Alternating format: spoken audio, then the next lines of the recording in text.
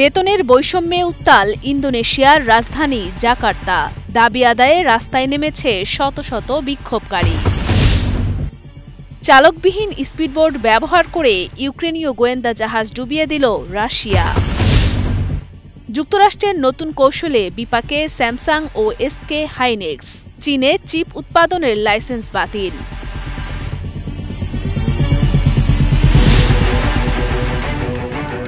সংসদ সদস্যরা বেতন পায় মাসে ৭ লাখের বেশি, অন্যদিকে সাধারণ মানুষের গড়ায় ২০,০০০ টাকা। বিশাল এই বৈষম্য মেনে নিতে পারেনি ইন্দোনেশিয়ার জনগণ। বিক্ষোভ করতে করতে তারা রাস্তায় নামে। বিক্ষোভকারীরা সংসদ সদস্য বা আইন প্রণেতাদের বিপুল বেতন, শিক্ষা তহবিলে অপর্যাপ্ত বরাদ্দ এবং সরকারের স্কুল খাবার কর্মসূচির মতো বিভিন্ন বিষয়ের বিরুদ্ধে প্রতিবাদ জানাচ্ছিল। সেখানে পুলিশের সাথে বিক্ষোভকারীদের ব্যাপক সংঘর্ষ হয়। এই বিক্ষোভের মূল কারণ আইন প্রণেতাদের আকাশছোঁয়া বেতন ভাতা এবং সম্প্রতি গণমাধ্যমে প্রকাশিত হওয়া একটি খবরে বলা হয় ইন্দোনেশিয়ার সংসদ সদস্যরা প্রতি মাসে আবাসন ভাতা সহ প্রায় $৬,১৫০ মার্কিন বা ৭,২২,৫০০ বাংলাদেশি টাকার বেশি বেতন পান। এটি দেশের সাধারণ মানুষের গড় মাসিক আয় মাত্র ২২,০০০ টাকা থেকে প্রায় ৩২ গুণ বেশি। এই বিশাল বৈষম্য সাধারণ মানুষ, বিশেষ করে ছাত্র সমাজকে ক্ষুব্ধ করে তুলেছে। ২৮ অগস্ট বৃহস্পতিবার রাতে বিক্ষোভ সহিংস রূপ নিলে দাঙ্গা পুলিশ বিক্ষোভকারীদের ছত্রভঙ্গ করতে কাঁদানে গ্যাস এবং জল কামান ব্যবহার করে। এই সংঘর্ষের সময় পুলিশের একটি সাজোয়া যান আফনান কুর্নিয়াওয়ান নামে ২১ বছর বয়সী এক মোটরসাইকেল রাইড শেয়ার চালককে চাপা দিলে তিনি মারা যান। এ ঘটনার পর পরিস্থিতি আরও উত্তপ্ত হয়ে ওঠে এবং শুক্রবার শিক্ষার্থীরা পুলিশি সহিংসতার বিরুদ্ধে নতুন করে বিক্ষোভের ডাক দেয়। ঘটনার প্রতিক্রিয়ায় ইন্দোনেশিয়ার প্রেসিডেন্ট প্রাবোও সুবিয়ান্তো সকলকে শান্ত থাকার আহ্বান জানিয়েছেন এবং চালকের মৃত্যুর ঘটনায় শোক প্রকাশ করে একটি পূর্ণাঙ্গ তদন্তের নির্দেশ দিয়েছেন। যে সাজোয়া যানের ধাক্কায় চালক নিহত হন সেই গাড়ির ৭ জন সদস্যকে গ্রেফতার করা হয়েছে এবং তাদের বিরুদ্ধে তদন্ত চলছে। জাকার্তার পুলিশ প্রধান আসেফ ইদি সুহেরি এই ঘটনায় গভীর দুঃখ প্রকাশ করেছেন। পরিস্থিতি নিয়ন্ত্রণে আনতে এবং পুলিশের সহায়তার জন্য জাকার্তার কিছু অংশে সেনাবাহিনী মোতায়েন করা হয়েছে।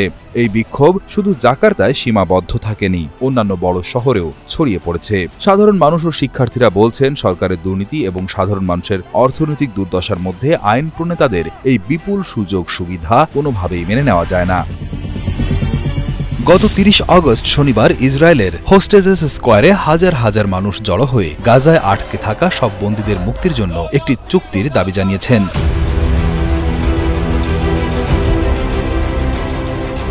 বিক্ষোভে প্রকম্পিত ইসরায়েলের রাজপথ।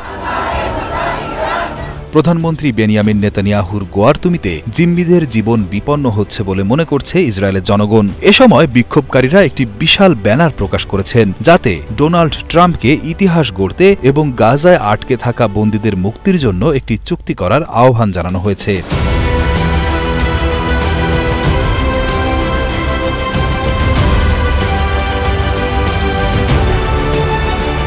বন্দীদের পরিবারগুলো জানিয়েছে একটি বন্দী মুক্তি চুক্তি ইতোমধ্যে টেবিলে রয়েছে, কিন্তু তারা ইসরায়েলের প্রধানমন্ত্রী বেনিয়ামিন নেতানিয়াহুকে অভিযুক্ত করছেন তিনি বন্দীদের ফিরিয়ে আনার চেয়ে সামরিক অভিযান এবং যুদ্ধ চালিয়ে যাওয়াকে বেশি গুরুত্ব দিচ্ছেন। হামাসের হাতে জিম্মি ইতাই চেনের বাবা রুবি চেন বলেন যুদ্ধ বন্ধ করা এখন সময়ের দাবি।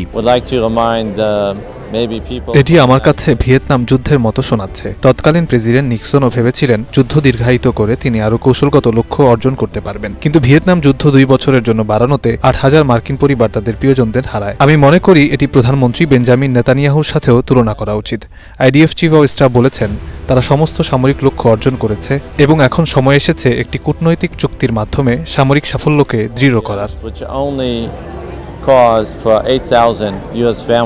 গত ২৯ আগস্ট শুক্রবার নেতানিয়াহুর দপ্তর ঘোষণা করে যে ইলান ওয়েইজ নামে একজন বন্দীর দেহ উদ্ধার করা হয়েছে। এছাড়া আরেকজন বন্দীর দেহ উদ্ধার করা হয়েছে যিনি পরে ইদান শটিভি নামে চিহ্নিত হয়েছেন। ইদান শটিভিকে নোভা মিউজিক ফেস্টিভ্যাল থেকে অপহরণ করা হয়েছিল, যেখানে তিনি হামাসের হাত থেকে অনেককে পালাতে সাহায্য করেছিলেন। ইসরায়েলের তথ্য অনুযায়ী ওয়েইজ এবং শটিভির দেহ উদ্ধারের পর গাজায় এখনও ৪৮ জন বন্দী রয়েছেন, যাদের মধ্যে মাত্র ২০ জন জীবিত আছেন বলে ধারণা করা হচ্ছে।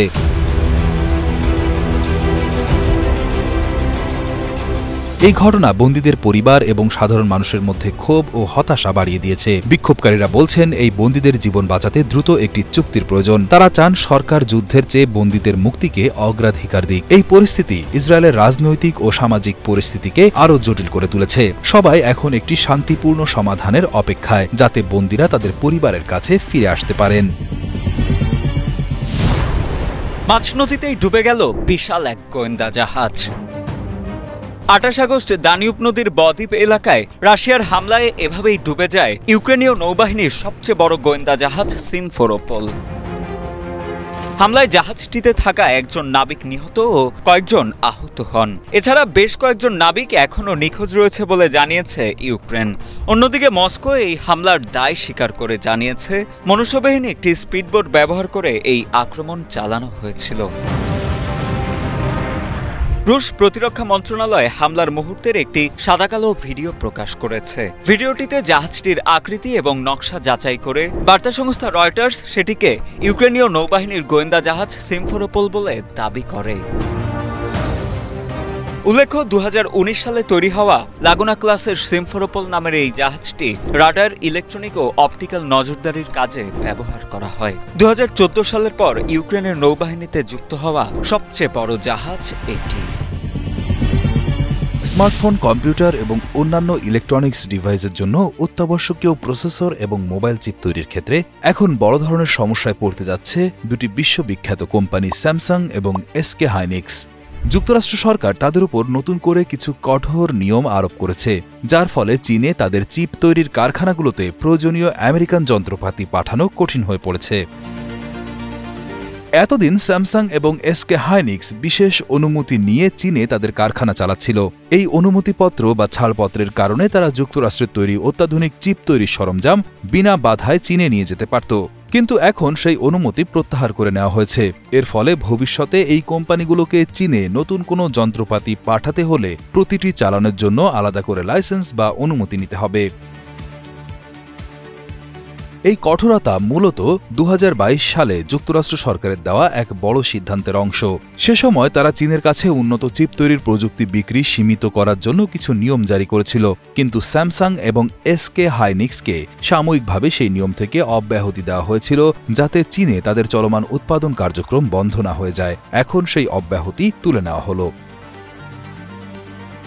যুক্তরাষ্ট্রের বাণিজ্য বিভাগ জানিয়েছে তারা এই কোম্পানিগুলোকে চীনে তাদের বর্তমান কারখানার কার্যক্রম চালিয়ে যাওয়ার জন্য লাইসেন্স দেবে। তবে একটি গুরুত্বপূর্ণ শর্ত হলো এই লাইসেন্সগুলো তাদের কারখানা উৎপাদন ক্ষমতা বাড়াতে বা নতুন কোনো প্রযুক্তি যোগ করতে ব্যবহার করা যাবে না। এর অর্থ হলো চীনে তারা যে পরিমাণ চিপ বর্তমানে উৎপাদন করছে, ভবিষ্যতে তার চেয়ে বেশি উৎপাদন করতে পারবে না বা কারখানার মান উন্নীত করতে পারবে না। এই সিদ্ধান্তের ফলে স্যামসাং এবং এসকে হাইনিক্সের ব্যবসায় বড় ধরনের প্রভাব পড়তে পারে। এসকে হাইনিক্স এক বিবৃতিতে বলেছে তারা এই পরিস্থিতি নিয়ে দক্ষিণ কোরিয়া এবং যুক্তরাষ্ট্রের সরকারের সাথে যোগাযোগ রাখছে। তারা চেষ্টা করবে যাতে তাদের ব্যবসায়িক কার্যক্রমে কম ক্ষতি হয়। স্যামসাং অবশ্য এ বিষয়ে এখন পর্যন্ত কোনো মন্তব্য করেনি। এ খবরে ইন্টেলের মতো আরেকটি বড় চিপ কোম্পানির নামও এসেছে। ইন্টেলেরও চীনে চিপ তৈরি সরঞ্জাম পাওয়ার অনুমতি বাতিল হয়েছে। তবে ইন্টেল সম্প্রতি চীনের দালিয়ানে তাদের কারখানার অংশ বিক্রি করে দিয়েছে, তাই তাদের ওপর এর প্রভাব কম পড়বে বলে মনে করা হচ্ছে। এই নতুন নিয়মগুলো আগামী 120 দিনের মধ্যে কার্যকর হবে। ওড়ানো হবে বিশাল বিশাল বেলুন। এই বেলুনগুলো এতটাই বড় যে অনায়াসে এর ভেতরে হাঁটাহাঁটি করা যায়। এমন বেলুন ওড়ানোর এক বিশাল আয়োজন শুরু হলো প্যারাগুয়েতে। এই বিশ্ব চ্যাম্পিয়নশিপে 30 জনেরও বেশি অভিজ্ঞ পাইলট অংশ নিচ্ছেন। দক্ষিণ কোরিয়ার বিখ্যাত পাইলট স্টিভ কিমের উদ্যোগে এই বিশাল আয়োজন করা হয়েছে। বিশ্বের সেরা কিছু পাইলট এই প্রতিযোগিতায় অংশ নিতে এসেছেন। তাদের মধ্যে উল্লেখযোগ্য হল জাপানের মামুরু এন্ডো, অস্ট্রেলিয়ার পিটার ডাটনিল এবং ব্রাজিলের ওয়ারলে ম্যাকডো। প্রতিযোগিতা শুরু হয়েছিল বৃহস্পতিবার ভোরের আলো ফোটার সাথে সাথেই, কারণ এই সময়ে বাতাসের অনুকূল পরিস্থিতি বেলুন ওড়ানোর জন্য সবচেয়ে উপযুক্ত। আকাশে ভেসে বেড়ানো বিশাল আকারের রঙিন বেলুনগুলো এক অসাধারণ দৃশ্যের সৃষ্টি করে, যা দেখতে ভিড় জমায় অসংখ্য মানুষ। ইগুয়াজু শহরের মেয়র মাউরো কাওয়ানো মনে করেন এই আয়োজনের কারণে পর্যটন বাড়বে। আজ আমরা প্যারাগুয়েতে প্রথমবারের মতো আন্তর্জাতিক হট এয়ার বেলুন চ্যাম্পিয়নশিপ আয়োজন করছি। এটি আমাদের জন্য অনেক অর্থবহ, কারণ এটি আমাদের শহরে পর্যটনকে আরো বাড়িয়ে তুলবে। আমরা আমাদের মিস প্যারাগুয়ে মিনোরি ইয়ামানাকায়ের সাথে এখানে এসে খুবই খুশি। আমরা সকল পাইলটদের জন্য একটি শুভ চ্যাম্পিয়নশিপ কামনা করি। হট এয়ার বেলুন ওড়ানো একটি বিশেষ দক্ষতা এবং অনেক অনুশীলনের ফল। পাইলটরা তাদের বেলুনগুলোকে নিখুঁতভাবে নিয়ন্ত্রণ করে নির্দিষ্ট লক্ষ্যে পৌঁছানোর চেষ্টা করেন। বাতাসের গতি, দিক এবং তাপমাত্রা পরিবর্তন তাদের জন্য বড় চ্যালেঞ্জ। এই চ্যাম্পিয়নশিপে পাইলটদের এই দক্ষতাগুলোই পরীক্ষা করা হচ্ছে। প্যারাগুয়ের জন্য এটি একটি ঐতিহাসিক মুহূর্ত। প্রথমবারের মতো এমন একটি আন্তর্জাতিক মানের প্রতিযোগিতার আয়োজন করতে পেরে তারা গর্বিত। এই আয়োজনের মাধ্যমে প্যারাগুয়ে বিশ্ব দরবারে নিজেদের পরিচিতি আরও বাড়াতে সক্ষম হবে। স্থানীয় অর্থনীতিতেও এর ইতিবাচক প্রভাব পড়বে, কারণ দেশি বিদেশি পর্যটকদের আনাগোনা বাড়বে।